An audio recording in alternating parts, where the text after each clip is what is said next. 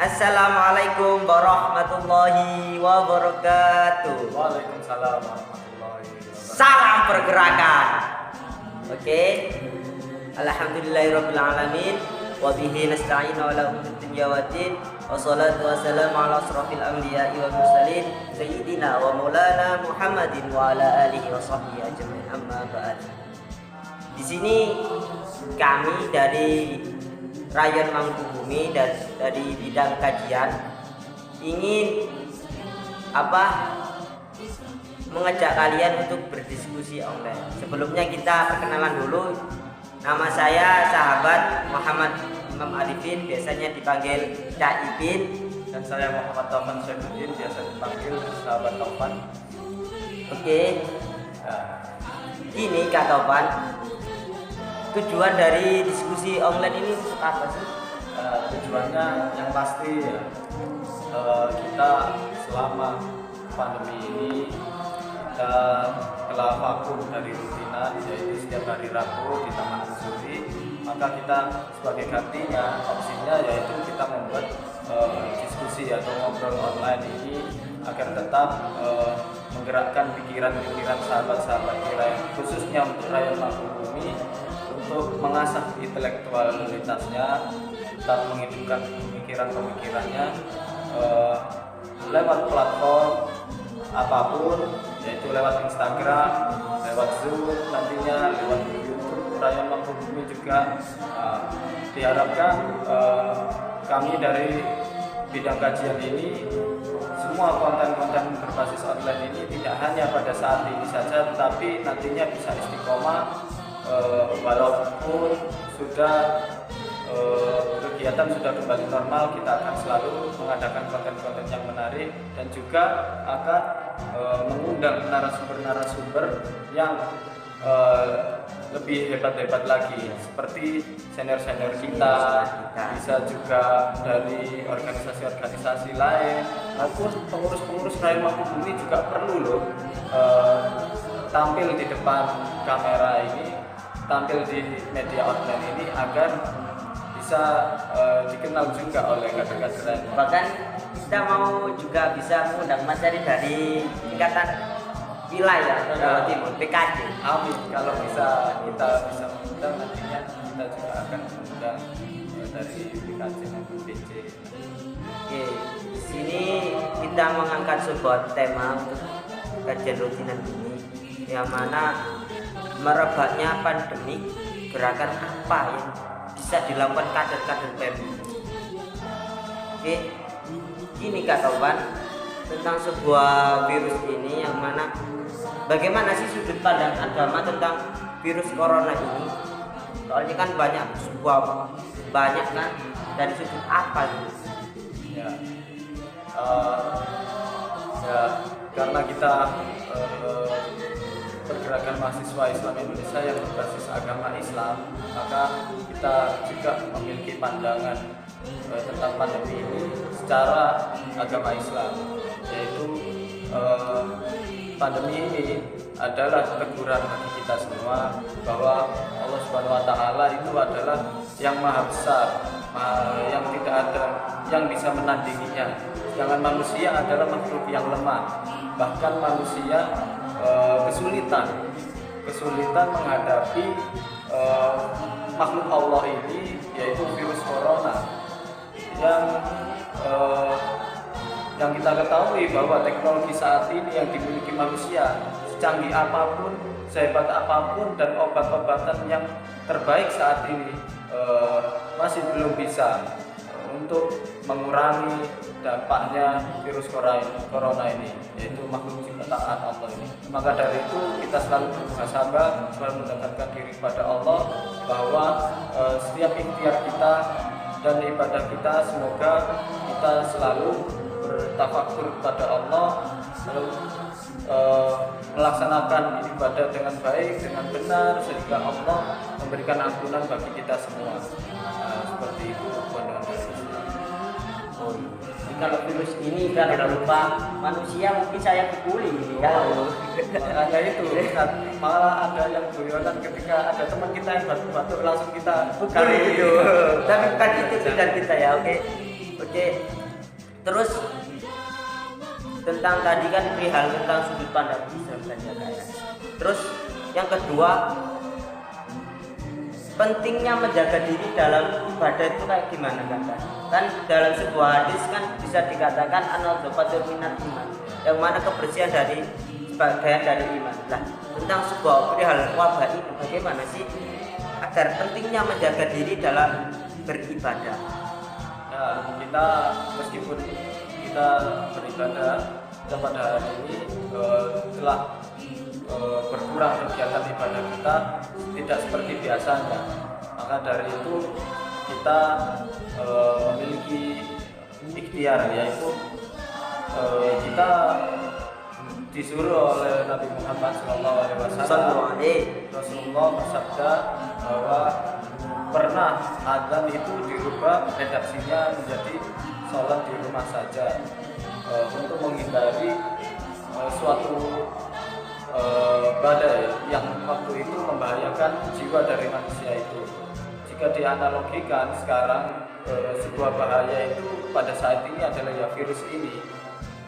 Kita hari ini untuk berikhtiar mengurangi tersebarnya wabah tersebut, kita mengurangi kegiatan-kegiatan tersebut, kita ubah menjadi ibadah yang sesuai difatwakan oleh para ulama, yaitu pada saat ini ada yang bisa sholat di rumah dan lain-lain, Dan menjaga jarak antara sholat. ya. Biasanya kan sholat Jumat itu akan yang di Masjid Agung Al-Akbar itu belum sholat Jumat dibagikan masker, terus softnya dipisah, lalu diberikan hand sanitizer dan lain-lain. itu sebuah bentuk Ikhtiar. Dan Nabi juga pernah ada sahabat Nabi yang ingin beribadah, namun untanya itu tidak diikat. Saya langsung saja beribadah tanpa mengikat unta tersebut, nanti urusan belakang untanya. Rasulullah menegurnya bahwa ikatlah dulu unta tersebut, baru kamu bisa beribadah. Nah, seperti itu. bahwasanya kita mengambil garis besarnya bahwasanya itu boleh untuk kemasyarakatan umat Islam Ya, dalam beribadah juga. ya, apalagi ini virus yang tidak diketahui, tidak kasat mata penyebarannya, dan kita tidak tahu untuk menjangkiti orang lain kapan kiranya kita menjangkiti orang lain, kita tidak tahu kan. Maka ya di dalam Al-Quran juga Allah berfirman, barang siapa yang memelihara kehidupan seseorang, maka orang tersebut akan seperti memelihara kehidupan seluruh umat manusia. Jadi pentingnya untuk menjaga terjangkitnya, memutus mata rantai penularan itu. Seperti itu kegiatannya. Yang kedua, data-data orang yang terkena corona itu bagaimana sih Kak? Sudah berapa yang positif terus meninggal dan yang sembuh itu sudah berapa data yang ada di Indonesia? Jadi corona ini setelah menjangkit yang pertama kali ya di Wuhan tahun 2019, Desember 2019 akhir ya, hingga ditetapkan sebagai pandemi oleh WHO, hari ini di seluruh dunia yang terjangkit sudah 1.800.000 orang. Dan alhamdulillah ya, meskipun semuanya memang terkena, alhamdulillah Indonesia masih bisa bertahan hingga saat ini, yaitu data yang terakhir yang positif 4.859, yang meninggal 459 dan sembuh 420. Memang angka ini tidak sebesar 10 besar, namun tetap kita waspadai dan kita patut syukuri tidak seperti negara-negara yang lain yang lebih hancur ya terkena wabah ini. Semoga Indonesia dan negara-negara Islam yang lain segera bisa pulih dari wabah ini. Oke Kak, tadi kan mengatakan bahwasanya banyak yang lebih dari Indonesia. Itu contohnya negara mana saja? Di Amerika itu nomor satu ya, nomor satu sudah hampir 1 juta sendiri. Setelah itu di nomor 2 yaitu Spanyol dan Italia. bahkan Cina sendiri pun sudah keluar dari 5 besar sekarang. Seperti itu. Bahwasanya di sana lah tempat wabahnya muncul pada Iya. tapi sekarang udah alhamdulillah sudah keluar dari 5 besar dari virus corona ini. Ya, jadi yang justru yang sekarang pentingnya itu di Amerika Serikat pandemi ini. Saking bahayanya ini, maka kita perlunya sebagai kader PMI untuk memutus mata rantai penularan ini, saking bahayanya.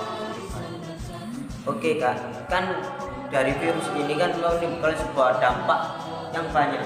Yang pertama dari dampak sosial, ekonomi, pendidikan. Nah, ini kita bedah dulu yang dari bidang pendidikan, bahwasanya kita mahasiswa, ya kan Kak? Problematika yang ada di mahasiswa ini kayak gimana sih tentang adanya virus COVID-19 ini atau virus corona? Semenjak kita diberikan surat peringatan ya, dan ditetapkan sebagai wabah pandemi di Indonesia juga, darurat di Jawa Timur juga, maka di Indonesia semuanya sudah melaksanakan kondisi darurat, yaitu tidak melaksanakan kegiatan perkuliahan di dalam kelas atau hadir di dalam kelas. Maka ini menjadi imbasnya ke mahasiswa, yaitu melaksanakan pelajaran online, mata kuliah online. Dan ini juga problematika di mana yang biasanya kita selalu hadir dan selalu mendapatkan porsi yang maksimal di dalam kelas, namun di online ini rasanya sangat kurang, tidak seperti biasanya kita mendapatkan penjelasan-penjelasan dari dialog antar dosen dengan mahasiswa ya. Dan banyak yang kekurangan juga dari online ini, yaitu Kota. ya. Nah, selain aksesnya itu juga sulit, harus mensinkronkan satu sama lain, tidak dengan dialog ini susah. Kadang juga ada yang kendalanya juga kuota. Nah, paling penting ini kuota ini guys. Makanya itu alhamdulillah di Unsuri itu ada sebuah kegiatan untuk menjaring aspirasi mahasiswa, yaitu yang kemarin dari Seruni ya. Seruni itu membuat petisi untuk menarik menarik daya kritik dari semua mahasiswa, memberikan aspirasinya bagaimana kebijakan dari kampus untuk memberikan keringanan atau bagaimana penanganan tentang wabah ini di kampus itu sendiri. Hasilnya ya kita semoga saja kita mendapatkan keringanan dari pembayaran UKT maupun adanya kita subsidi kuota untuk kita selalu melaksanakan perkuliahan online itu sendiri. Ini juga berpengaruh pada kualitas pendidikan juga, berkurangnya kualitas itu sendiri. Kita tidak seperti pelajaran biasanya.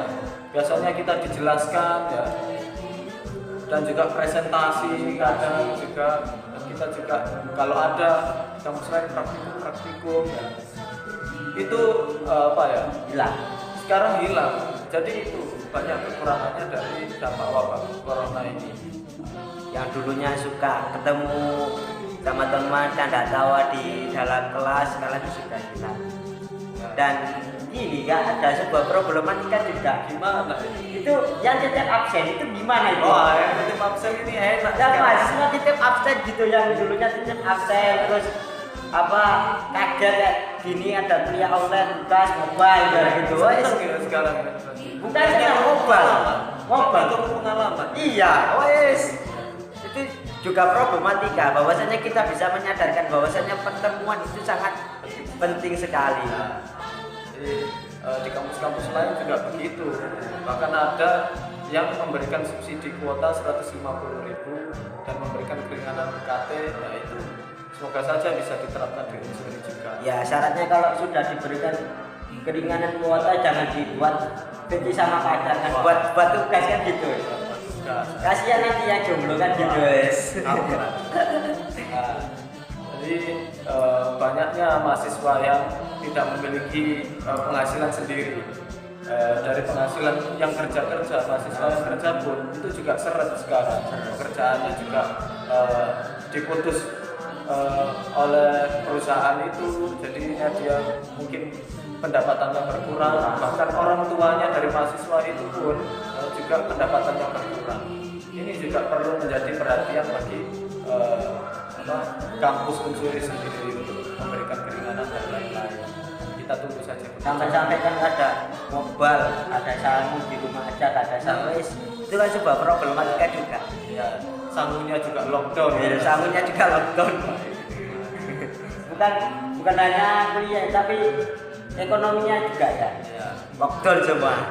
Oke, yang kedua kita membahas tentang ekonomi, yang bahwasanya kita ketahui banyak perusahaan yang diberhentikan oleh pemerintahan untuk memutus tali rantai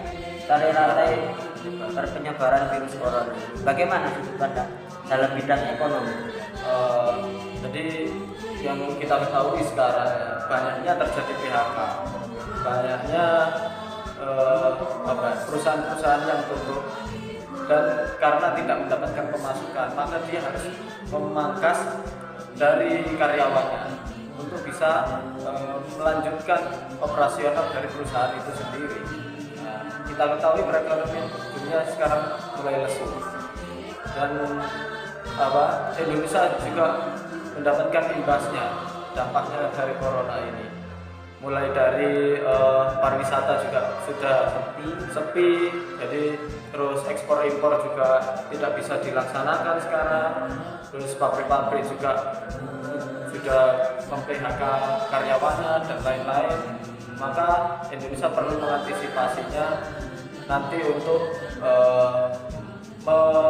membangun kembali perekonomian yang sehat kembali di Indonesia. Karena kan sebuah gagasan yang diprogramkan Pak Jokowi yang mana tahun 2024 yang mana kita akan katanya peringkat tiga terbesar. Ini jadi seret gitu. Jadi ini adalah permasalahan ekonomi yang sangat besar, dampaknya pada masyarakat juga, maka diperlukanlah dari pemasukan masyarakat ini yang berkurang, maka diperlukanlah stimulus-stimulus dari pemerintah untuk membantu masyarakat, yaitu bisa berupa BLT yang sekarang digalakkan, kartu prakerja, ada yang membagikan sembako, ada yang memberikan subsidi listrik, subsidi bensin dan lain-lain. Itu semata-mata untuk apa? Untuk meningkatkan perekonomian kembali di tengah lesunya perekonomian dunia ini. Dan pasti ada masyarakat yang tidak mendapatkan manfaat dari kebijakan pemerintah itu. Jadi tidak semuanya mendapatkan, pasti ada yang tidak mendapatkan. Ini permasalahannya. Banyak yang masih kekurangan pangan. Jadi tidak hanya kesusahan mati karena corona, tapi bisa juga mati karena kelaparan. Ini yang sangat berbahaya. Alhamdulillah untungnya Indonesia ini banyak sekali orang yang masih peduli gotong royong. Ini yang menjadikan semangat gotong royong ini membantu sesama manusia, apalagi sesama anak bangsa Indonesia. Ya, ini Mas Topan. Kan tentang tadi juga membahas tentang ekonomi, bahwasanya kan sekarang kan Gojek itu kan sebuah problem. Yang pertama, Gojek itu boleh mengangkut makanan saja. Yang di sisi lain itu pemerintahnya itu masih simpang siur. Terkadang itu ada yang mengatakan boleh dan ada yang mengatakan tidak. Nah ini kan menjadi sebuah kebingungan di pengguna ojek online. Ya. Nah, ini sangat berpengaruh dari pemasukan ojol itu sendiri ya. Berkurangnya orderan. Seharusnya pemerintah itu memberikan jawaban atas permasalahan itu, yaitu satu kebijakan, yaitu antara hanya untuk mengirimkan barang saja atau mengangkut orang, itu harus segera ditetapkan. Dan juga perlunya dari pengurangan pemasukan ojol tersebut, maka perlunya subsidi seperti subsidi bensin dan lain-lain. Itu perlu diperhatikan, dan kita juga harus memperhatikan orang-orang seperti tukang beca, sopir bemo, sopir bis dan lain-lain juga membutuhkan keringanan sama seperti ojol tersebut ya, seperti itu kita perhatikan. Di perekonomian seperti itu kita semua kegiatan perekonomian seperti biasanya sudah seret, mata uang juga semakin meningkat ya, semakin lemah. Maka kita semoga nanti selesainya pandemi ini kita bisa menggerakkan ekonomi bangkit kembali. Nah, seperti itu. Nah, sekarang kan banyak aspek yang kita dapat dari virus corona ini. Dan salah satunya yaitu tentang dampak sosial. Nah, ini sebuah problematika yang mana kita adalah makhluk sosial yang kalau saya mengutip dari bukunya Gus Dur, itu harus kita bisa memanusiakan manusia. Nah, ini kayak gimana sih Kak untuk bisa membantu lah?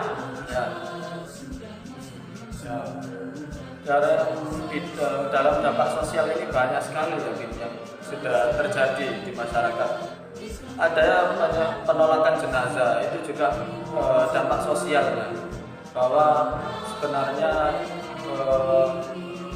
orang yang sudah meninggal itu tidak bisa menularkan virus corona tersebut. Tetapi banyak berita-berita bohong yang menyebarkan isu bahwa jenazah ini harus ditolak karena masih menyebarkan virus itu. Nah, ini penolakan ini harus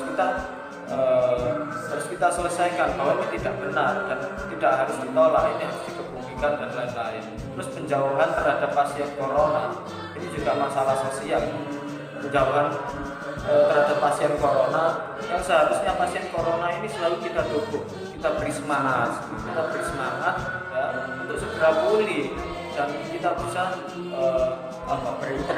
berinteraksi lagi seperti biasa, dan kita bisa memutus rantai penyebaran lagi, dan kita tidak boleh menjauhi dari pasien tersebut. Yang kita jauhi adalah virusnya, bukan orangnya. Bahwasanya kita harus memberikan semangat, bukan malah menjatuhkan guys ya, malah kita akan membuat dia sakit sakit malah nanti dan dampak sosial selanjutnya panic buying.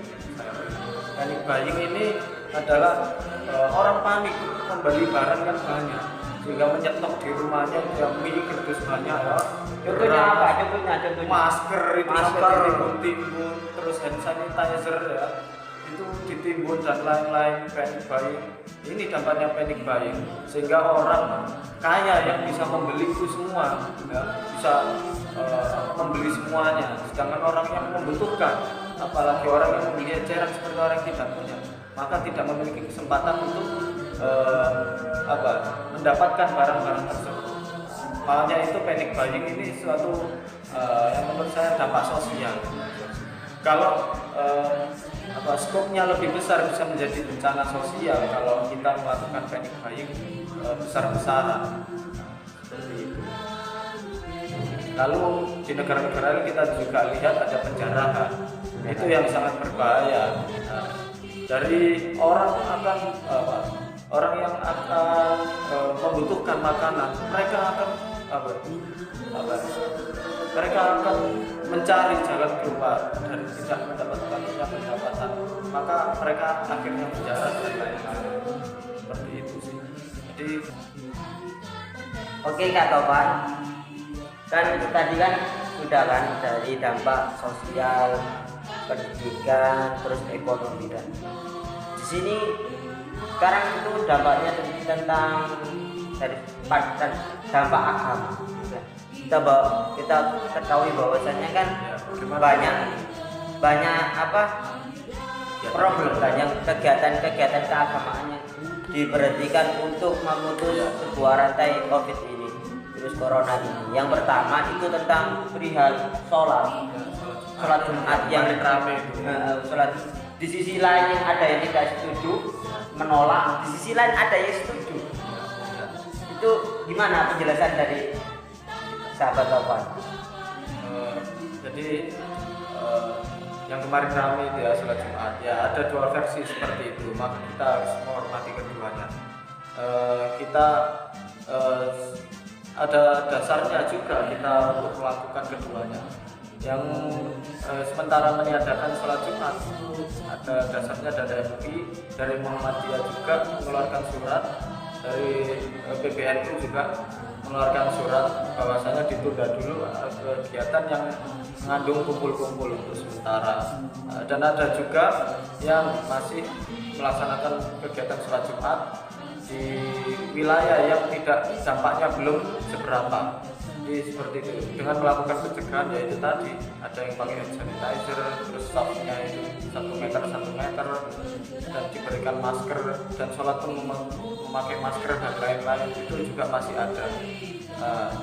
Ini juga berdampak pada yang lainnya, dan tidak hanya agama Islam, Iya. di agama yang lain juga gereja itu juga menutup kegiatannya, pura-pura juga Bahkan ketika apa yang saya lihat di TV itu pas hari-hari Nyepi itu yang kan masyarakat itu kan sudah membuat obong-obong ya itu juga diperhatikan ya.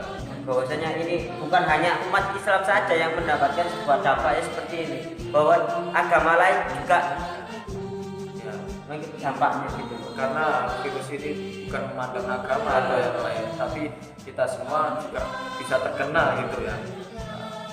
Untuk semua kalangan pasti kena. Dan ini juga akan berimbas pada di bulan Ramadan gitu. Bulan Ramadan ini juga katanya ini sholat tarawih itu bisa dilakukan di rumah masing-masing, dan sholat id ditiadakan. Selama opsi di rumah masih diperbolehkan sesuai dengan syariat, para ulama telah memfatwakan bahwa sholat tarawih bisa di rumah loh. Jadi kamu bisa dengan keluargamu bisa sholat tarawih di rumah. Nah, seperti itu. Terus masih diperbolehkan di rumah karena itu juga sunnah kan ya.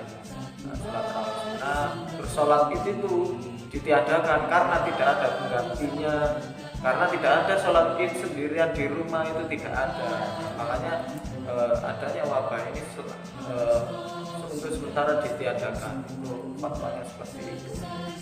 Makanya ramai sekali ketika ada fatwa seperti itu. Kalau kita tidak bisa melakukan Ramadan seperti biasanya, rindu sekali kita jelas. Kita yang biasanya Sholat tarawih ramai dia minggu pertama ya. Biasanya masih semangatnya full. Dan di minggu-minggu terakhir itu Biasanya sudah tidak. Musolanya itu tidak di mall. Nah, itu kita rindukan sekali. Rindu kita mainan mercos. Nah, Gitu. Terus kita nantinya buka bersama.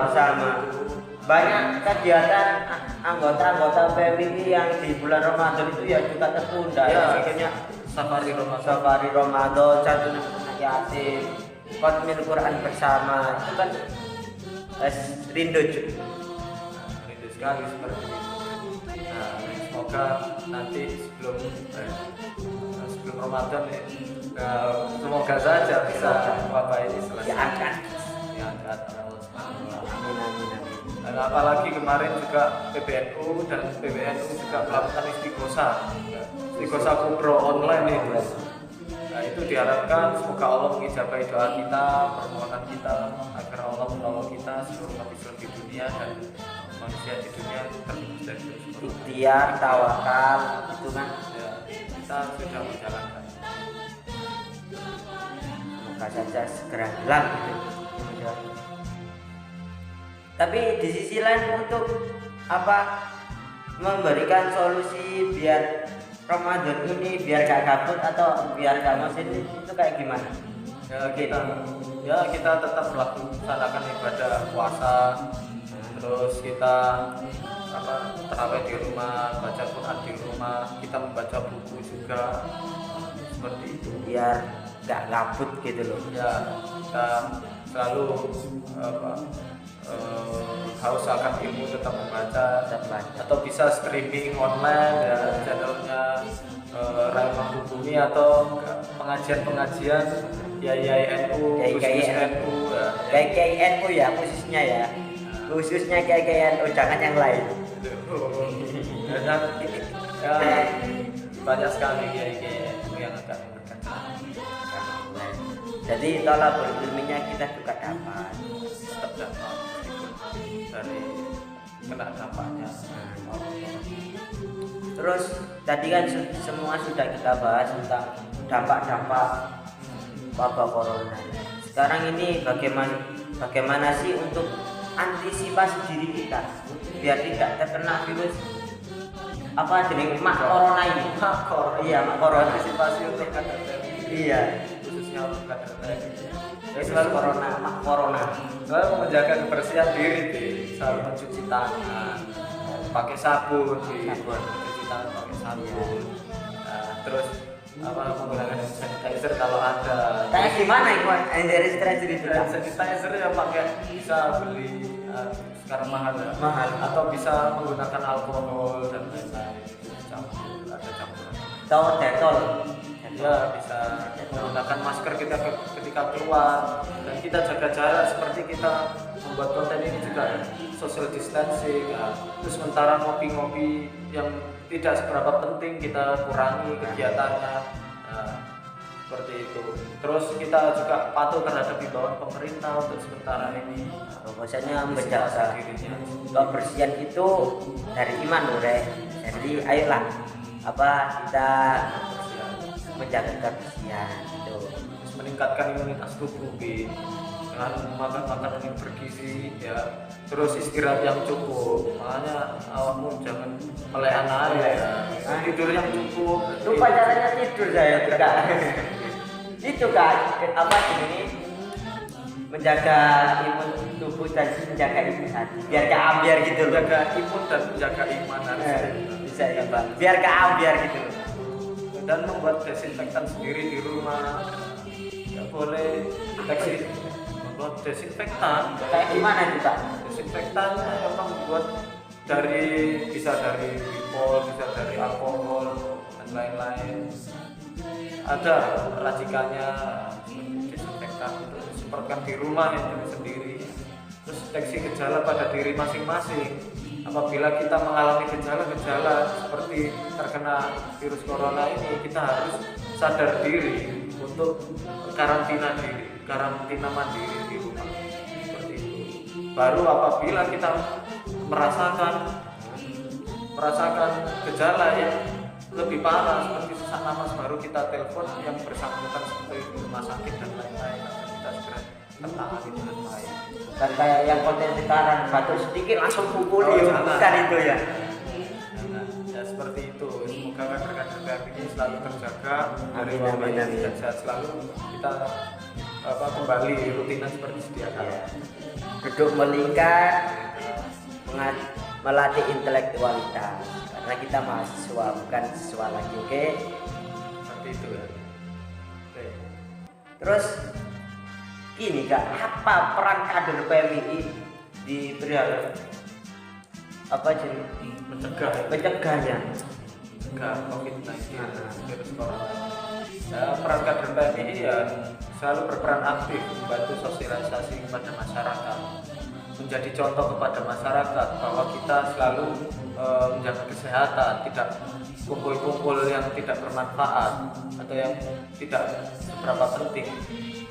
Maka kita bisa dilihat kita sebagai agent of change ya, sebagai panutan masyarakat yang katanya kita kaum intelektual ya, kita menjadi contoh bagi masyarakat bahwa kita selalu melaksanakan peraturan dan kita sosialisasi tentang menjaga kesehatan itu sendiri. Terus ikut kegiatan dalam berbagai bakti sosial ya, dari bakti sosial bisa kamu ikut di Desa-desa. misal ada di Lazisnu ada Semprot masal. ya ada kegiatan semprot massal ya, kamu bisa berperan aktif ikut penyemprotan atau kamu bisa ikut jaga di posko COVID-19 ya, di BWN itu ada poskonya, kamu bisa ikut seperti itu, bisa melaksanakan kegiatan bagi-bagi masker, bagi-bagi sembako dan lain-lain. Nah, itu peran-peran dari kader PMI yang semoga bisa membantu masyarakat itu sendiri. terus ikut berdoa dengan mengikuti istighosah online itu juga penting gitu. Terus berpikir bersama, kita diajarkan ada amalan dari ya Hasyim Asy'ari apa itu gitu. Khamsatun uti biya harrul wabail hatima al-mustafa wal murtada ibnahuma wa Fatimah. Itu bisa diterapkan di Nabi sholat fardu bisa dilakukan. Itu adalah peran kader PMI apalagi sebagai garda terdepan dari Kayak gini Kak, mengutip dari bukunya Gus Dur bahwasanya intelektual saya adalah spiritual saya dan spiritual saya adalah intelektual saya. Bahwasanya kecerdasan intelektual harus bisa diimbangi dengan perjuangan spiritual. Bahwasanya kita adalah makhluk Tuhan yang membutuhkan Tuhan itu. ikhtiar dan berdoa. Ikhtiar dan berdoa. Terus membuat konten edukasi kalau memang bisa videografis atau membuat konten gambar gitu ya, quotes himbauan silakan membuat konten edukasi penanganan waktu. Terus menjaga kondusivitas informasi, tidak menyebarkan berita hoax itu penting itu. Karena lagi banyak yang sudah ditangkap karena menyebarkan hoax. Meresahkan sekali, menakutkan gitu loh, membuat apa warga. Masyarakat itu menjadi panik malah, bukan menjadi waspada, tapi panik. Terus mengawal kebijakan daerah masing-masing, seperti bantuan-bantuan dari pemerintah harus kita awasi apakah digunakan dengan baik, terus tujuannya apakah sasarannya tepat dan lain-lain. Jadi terus tetap fokus belajar, lakukan kuliah daring atau kuliah online, terus membaca buku, tetap penting itu ya, membaca buku. Terus jangan lupa selalu mengerjakan tugas ya, itu penting itu tugas banyak sekali ya, tetap fokus seperti itu. Jadi di tengah kita memikirkan masyarakat, kita harus tetap belajar. Talabul ilmi fardhatun ala kulli muslim wal muslimat. Itu Mungkin ini kan sudah membahas sebuah tuntas tentang kajian ini. Apakah ada sebuah pesan-pesan untuk anggota rayon ya, dari bidang kajian dan pengurus khususnya mengimbau seluruh kader PMI rakyat bumi ya, untuk selalu menjaga kesehatan, terus bisa berperan di masyarakat, untuk kita bisa selalu sehat dan bisa beraktivitas kembali sedia kala, dan kita bisa rutinan kembali di lingkaran 1 juta bumi seperti biasa. Itu yang kita harapkan, dan kita selalu berdoa semoga wabah ini cepat selesai seperti itu. Dan jangan lupa habis ini kita harla loh ke 60 tahun ya. Insya Allah Rayon Mangkubumi pengurus rayon akan mengadakan kegiatan seru. apa itu Kak? Nah, itu masih rahasia. Rahasia gitu. Rahasia. Rahasia. Doakan saja. Ya. Kita juga dalam harla itu kita membuat acara yang meriah, meskipun acaranya itu kita lakukan juga secara online. Ya. Semuanya serba online guys. Dan diharapkan dari setiap kegiatan online kita selalu banyak followersnya, Ya. followers bertambah, viewersnya juga bertambah, terus meningkatnya intelektual dari para kader yang menghubungi ya. Seperti itu, kita nanti akan membuat konten-konten yang lebih menarik lagi, dengan tema yang menarik lagi, apalagi menyongsong harla ini akan ada konten juga harla, dan konten harla itu kita mengundang narasumber dari senior PMI kita. Itu aja Kak, terus dari wilayah saja yang ngisi biar sangar gitu loh. Ya, nanti kita utamakan dari senior kita Senior. sendiri. Karena senior kita juga berpengalaman dalam hal organisasi. Ya enggak? Ya, banyak sekali yang kompeten untuk menjelaskan apa yang menjadi problematika bagi kader yang dan kita juga nggak kalah dengan rakyat-rakyat yang lain ya, Mangkubumi tetap ada kegiatan seperti itu.